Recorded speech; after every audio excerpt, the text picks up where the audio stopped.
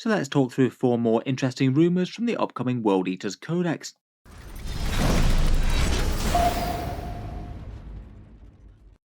Hello and welcome back to Warspets Tactics, where today we're talking World Eaters leaks once more. There has been a fair amount of interesting stuff coming out from the Codex over the past month or so. A big clutch of leaks that dropped a couple of weeks back, plus a leaks profile for Angron. Today I'm just doing a quick roundup of a few other things that have been floating around on the internet, including a rather interesting rule for Khorne Berzekers. As seems to be quite often the case with the supposed leaks come from the World Eaters Discord server. They do seem to have been doing well keeping a fairly consolidated list of the various things that people have been coming out with. All of these leaks are, as usual, typically based on the playtest rules, which seem to be escaping confinement with pretty reliable regularity. So far, the only full picture leaks that we got were those points cost leaks a while back, plus Angron's stat line, which looks fairly convincing from the way that Games Workshop writes their codexes. Otherwise, the rest of it has largely been text leaks, though generally stuff that does sound pretty plausible. From this latest set of them that came out around about a week or so back, and I just hadn't really got round to covering, some of these seem to equate pretty well with what had gone before, some of them seem to conflict kind of directly with them, though it's certainly not impossible that things could change from one playtest version to another. They do go through multiple rounds before things go to print. As usual with these, I wouldn't set too much store by them. We'll find out one way or the other in the not too distant future anyway when Games Workshop starts coming out with preview rules. I would just treat these as possible teasers as to how the codex might work if they turn out to be accurate. In any case, in this latest set, they mainly consist on a few more details for characters, blood tithe and the Eightbound, plus perhaps most interestingly an interesting Berzerker rule where they get closer when they're shot. Certainly take this with as much salt as you like, but let's take a look at what they've come out with. So first up, and perhaps one of the rules that I found the most interesting, was a pretty fun little mechanic that was rumoured supposedly an innate ability for Khorne Berzekers. Currently in their White Dwarf datasheet, they're kind of simple and effective, melee Chaos Space Marines with a whole load of combat punch, perhaps not too much in the way of complexity. The rule that they're rumoured to have is an ability when they're shot but the unit isn't killed outright, they can move plus d6 inches towards the nearest foe, which very much reminds me of that old mechanic Righteous Zeal for Black Templars. If this one does turn out to be true, or not scrapped by the final version of the Codex, then it will mean a fair bit of extra movement for Khorne Berzekers towards the enemy. Certainly nice to get your Berzekers closer for follow-up charges and a bit of blood for the Blood God. Though to be honest, I can't help but think that you'd have a little bit of wiggle room with this, and it could potentially be an interesting thing for maybe getting a bit of an exposed squad tucked behind terrain when they do get shot. Based on the rest of the rules in 9th edition, if there is something like this in the Codex, my guess would be that it will be worded as finish or move closer to the closest enemy model in a similar sort of way to pile-ins and consolidates. And if that would be right, then you'd be able to have a fair bit of leeway. You could move basically almost horizontally to the nearest target, provided you wind up just a little tiny bit closer. I'd also be amazed if it wasn't just once per turn as well, if you just happen to keep on shooting Khorne Berzekers and they cover the entire width of the board over the course of one turn. That would seem kind of silly and illogical. Overall, I kind of feel like the most powerful thing out of this might be if it manages to get the Berzekers into cover or out of line of sight after the enemy shoot them once, but certainly just moving closer to them for a follow-up charge the next turn doesn't seem bad. We'd also need to know whether or not it would allow them to engage in melee or not. My guess is that it probably wouldn't, but if it did, then it could surprisingly lock up a whole bunch of enemy forces, or they'd have to just give the Berzekers a very wide berth when they're shooting them. If it turns out to be true though, that seems kind of fun and pretty fluffy. The guns of the enemy only infuriate the Berzekers more, and they charge even faster towards you. Otherwise, within the same leak, they said that basically if an action was being done while they do this, then it fails unless they had an icon, in which case it auto-completes at that point, and the icon also has an stratagem ability which allows you to do a 3d6 int and drop the lowest charge, similar to the Chaos Demons option. Both of those seem pretty plausible at least. From that leak's points page that we got, the icon was an extra 5 points. I guess access to the stratagem wouldn't be the worst for that, but I'd hope it might do something else on top of just this. Let me know what you think of the rule though down in the comments. Moving on, there were a few other rumoured details from Eightbound. These were a couple of the bits that conflicted with the last set, and from this one they specifically fed back that the Eightbound wouldn't get the pre-game move that they were rumoured to have, and instead will get an option when they could arrive from Strategic Reserve turn 1 rather than having to wait till turn 2. I must admit this second one does sound a little bit more weird. Unless there's some sort of super reliable way of making a charge at a reserve, I can't see that most people would usually want to put these into reserve. I'd say that with their good movement and very likely good combat stats, you'd probably want them starting on the board and then legging it up the table and maybe jumping from cover to cover. A pre-game move does sound like it to be a lot more useful, and maybe give them a particular role in the army as maybe outriders to the main force arriving. If their combat stats are really good though, it might just make them massively better than say Khorne Berzekers, allowing them to get forward and get charging much quicker. Otherwise, this league also had the Exalted Eightbound apparently having an option to deep strike innately as well, similar to Terminators. Maybe that might be to represent their more demonic nature, like the Khorne Demons from Codex Chaos Demons.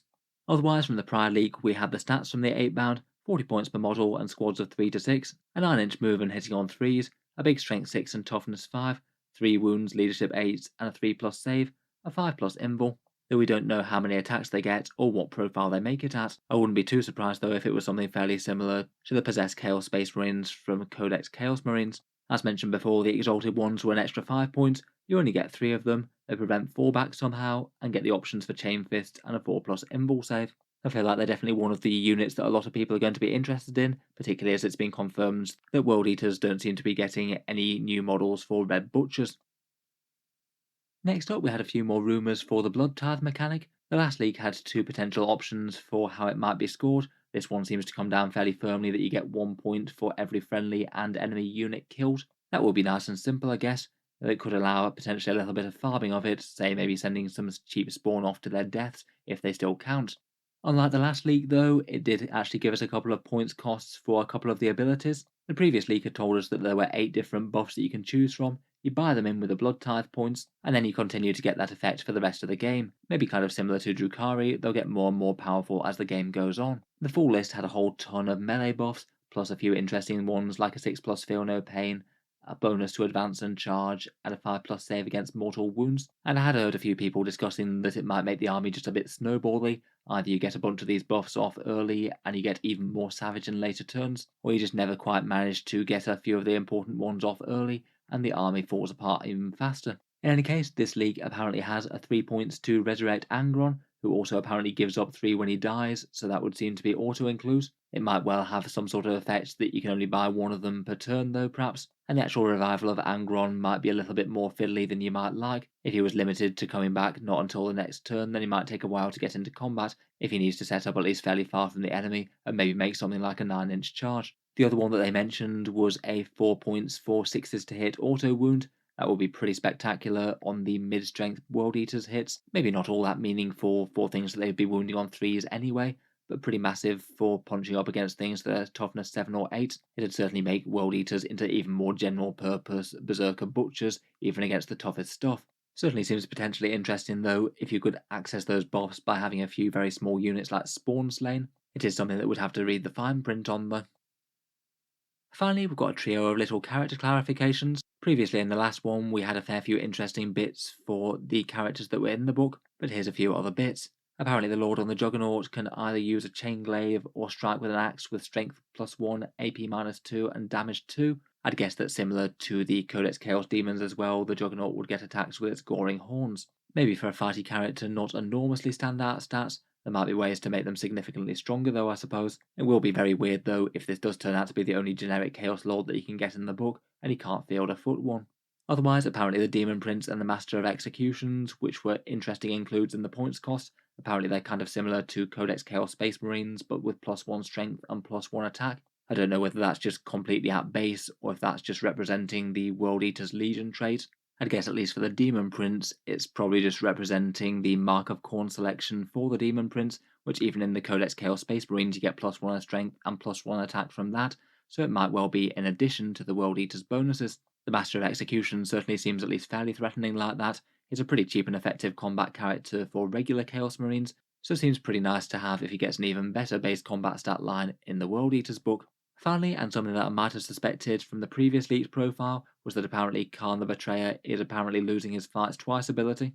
Kind of a shame as that was pretty fun and fluffy for the World Eaters, but it basically looks like a lot of those attacks are just rolled into his base profile now. It looks like that with the World Eater's trait, he'll be just be striking at a flat 10 attacks base, and unlike the current state of affairs, you don't have the option of Khorne striking, then your opponent interrupting and maybe killing him before he gets to do the rest. Overall, maybe just makes a lot more sense just to have raw might on his datasheet rather than broken into 2 arbitrarily. Might mean that it's just got a little bit less options in terms of consolidation and pile-ins for combat manipulation though. So anyway, a few other little bits and bobs there. Let me know what you think down in the comments below. Out of these ones, I feel like that rumoured Berzerker rule is perhaps the most fun thing. What would you make of Berzerkers that jump closer to the enemy when you shoot them? For me, it seems fairly fun and fluffy. I guess it could be quite a big deal if they can make combat with it, though I guess even that you might be able to mitigate just by staying a fair distance away from them and treating them like the raving blood-soaked nutters that they are. In any case, if you've enjoyed the video, feel free to subscribe to Auspex Tactics. I'll certainly cover any other leaks and previews that we get from anywhere here on the channel. Looking forward to reviewing the book in full once we get it as well. Should be good to comb through the datasheets.